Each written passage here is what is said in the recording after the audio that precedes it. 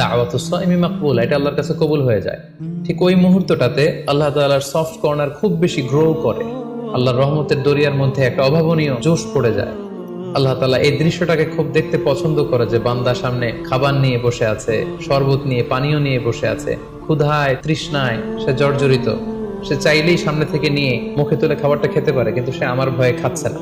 তখন আল্লাহ তাআলা এই দৃশ্যটা দেখতে বড্ড পছন্দ করেন। ঠিক এই মুহূর্তে আপনি যখন বুদ্ধি করে আল্লাহ তাআলার কাছে চাইতে শুরু করবেন, কায়মনো বাক্যে চোখের পানি ছেড়ে, আপনি চাইতে দেরি হবে, এই দোয়া আল্লাহ তাআলার কাছে কবুল হতে দেরি হবে না।